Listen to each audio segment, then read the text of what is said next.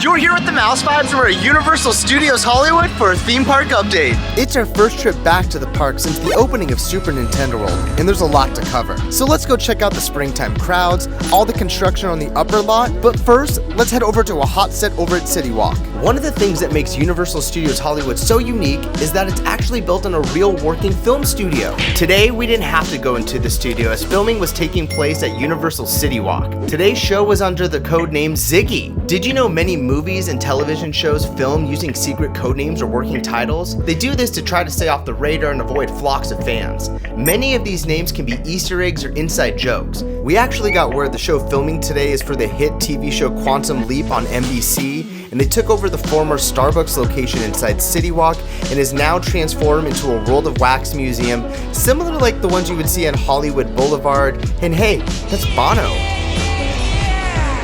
Oh, here's a fun fact. Bono also told me that codename Ziggy is actually a nod to creator and executive producer Deborah Pratt, who voices the popular character Ziggy on the show. The crew is prepping the next shot when we were walking by. And this isn't actually the first time the show is filmed at Universal before. They actually filmed in 6 Points, Texas back in season 1. You have to do all the... This is gonna end badly. The Universal Cinema is completely transformed for the opening of the Super Mario Bros. Movie. Ashley and I can't wait to see this movie. It's something we've been looking forward to for the last year, and Ashley's actually the best Donkey Kong player in the world. We're definitely going to be at the opening of this movie on April 5th, and make sure to take a photo at this one-of-a-kind Super Mario Kart photo op. This thing is awesome. Now let's head inside. The park is busy. Super Nintendo World has been open a little over a month and drawing massive crowds. We're also in the middle of spring break, so yeah, the park is busy. First up, I want to talk about the construction on the upper lot. There's actually 4 different things happening right now. The first is over by Mel's Diner inside the Parisian courtyard. This is a popular location for Frankenstein and Dracula to hang out. Good seeing you, Frank! This location has been home to some of our favorite mazes the last couple years, with the Bride of Frankenstein and La Llorona. Honestly, I have no idea how they're going to be able to top last year. I honestly almost shizzed my pants. Oh, this was awesome. Recently, Horror Night Nightmares on Twitter released the first speculation map for Universal Studios Hollywood. There's 9 houses in the Terror Tram on this year's speculation map, but the one that caught my eye is the Universal Monsters Paris in the Parisian courtyard. The first thing that comes to mind is 2 of Universal's earliest horror movies, The Hunchback of Notre Dame and The Phantom of the Opera. These 2 films were Universal's first monster movies, and they have a lot more in common than you might think. Both were silent movies, filmed on the Universal backlot in the section known as Little Europe. Both films star horror icon Lon Chaney, who is regarded as one of the most versatile and powerful actors in cinema, and for his groundbreaking artistry with makeup, which earned him the nickname the Man of 1,000 Faces. That would be so cool if we got an homage or an Easter egg for Lon Chaney. I mean, it would all make sense, right? This haunted house is supposed to be set in the Parisian courtyard, which is a play on the Little Europe section that can be found on the backlot tour. I mean, that's cohesion, right? Next, I want to talk about what's going on over at the Universal Plaza. The plaza's actually been shut down since the end of Grinchmas, and there's a ton of construction going on. And today we got our first look on exactly what's going on inside. It looks like they ripped up the entire foundation for the Universal Plaza, which is crazy because the Universal Plaza is only 10 years old. When this opened up in 2013, it had a splash pad, a Pink's hot dogs, and since then, not much is really happening in this area. Initially, the plaza was built as a new hub for the upper lot. Most of the original effects and charm of the plaza have since stopped working or been removed. Now the only time this plaza comes to life is during Halloween Horror Nights, for glow drinks, and during Grinchmas when the people of Whoville take over. But honestly, it feels like the celebration has outgrown the plaza. I have a feeling the team over at Universal Studios is setting up the plaza to be the new hub for entertainment. Hear me out. Both the Animal Actors Show and the Special Effects Show closed earlier this year, leaving just one entertainment option available in Waterworld. The Special Effects Show building was also the home to the Jabberwockies, the lone entertainment offering at Halloween Horror Nights the last 2 years. I have a feeling the team is trying to finish up all the work inside the Universal Plaza before they start work at the Animal Actors Building and the Special Effects Show. I mean, that area already has roots in being a stunt show from before. Does anyone remember the Wild Wild West stunt show? Comment down below.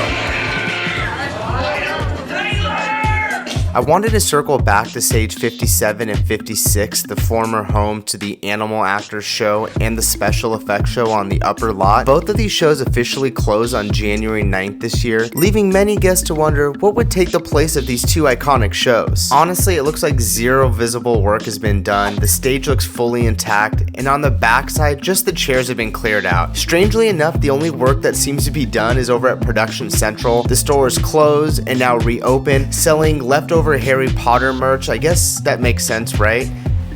I don't know. You can also grab some Back to the Future merchandise. I'm gonna throw you in my DeLorean, gun it to 88. And Christmas ornaments from like 3 years ago. Also, I want to check out the backside of stage 57 and 56 from the escalator. Our friend Scott from Exploring Attractions recently broke that Universal Studios Hollywood is testing roller coaster sounds and screams where the rumored Fast and Furious is going. Maybe this means nothing, or maybe this is just another clue of revealing the newest attraction coming to Universal Studios Hollywood. Back in October of last year, Alicia Stella of Theme Park Stop released this tweet that reads, "Permits for what could be a Fast and the Furious coaster at Universal Studios Hollywood just dropped. Exactly as rumored, coaster will start at the upper lot and descend to the lower lot along Hillside, then back up. Thanks to Sal at the Theme Park Stop Discord." You done? No, I'm not done. Because on November 16th, leaked concept art of a Fast and the Furious Hollywood drift coaster was released, and this is exactly what Alicia was describing, a launch coaster that would take the place of the former Animal Actors and special effects show that would launch over the escalator and back over. I mean, that seems like a short track, doesn't it? I live my life a quarter mile at a time. Now let's see how this roller coaster would fit into the space. Adding a coaster here would bring life into a relatively quiet area, but a roller coaster on a hillside? How would that work? I'm sure some of you right now are thinking, But this right here, my friend, happens to be the stupidest idea I've ever heard of in my life. maybe not though. This project seems eerily familiar to the Velocicoaster project over at Islands of Adventure at Universal Studios Orlando. The team over at Universal was able to drop not only a new thrill coaster into the park, but a new icon. I'm sure there's many challenges ahead for this rumored project, but the first thing that sticks out is what to do with this service road. The Studio Tram Tour uses this road to get from the upper lot to the lower lot. This road is also used for emergency response vehicles, like the legendary Firehouse 51. But one thing I didn't notice until today was that the team from Toadstool Cafe accessed this road. It's almost like they walked down like a little crew. Am I the only one that thought that they used a warp pipe to get into Super Nintendo World? We'll just have to wait patiently and see what comes of this rumor. But I think I can speak for everyone when I say that Universal Studios Hollywood needs more thrill. Jurassic World is incredible, The Mummy is thrilling, but it's seen better days. Getting a thrill ride for this generation would make the park complete.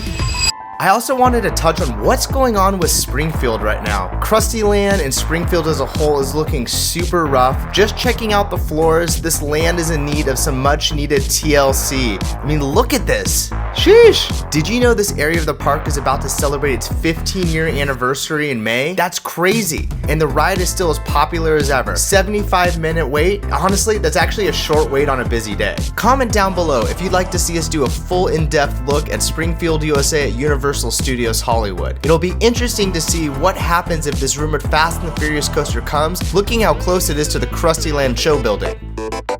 The last thing I want to talk about are the epic crowds at Universal Studios Hollywood. With the opening of Super Nintendo World and the spring break crowds, the foot traffic is at an all-time high. One of the longest lines of the day is for the best meet and greet, meeting Blue the Raptor. And hanging up by the escalator, you can see how many people are making the trek up and down from the lower lot to the upper lot. That's a lot of people.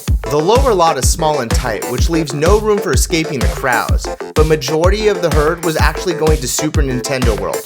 There were signs displaying that Toadstool's Cafe is booked for the day, and then once you got into the land, there was another sign just in case you missed it. The ride was at a 140-minute wait, and this is the most packed I've ever seen this land. Alright, and that's gonna wrap up our theme park update here at Universal Studios Hollywood. We showed you the current construction updates within the park, how hectic the crowds are, and everything you should expect for Halloween Horror Nights. If you're new to the channel, make sure to like and subscribe. It really helps us grow. And if not, thanks for stopping by.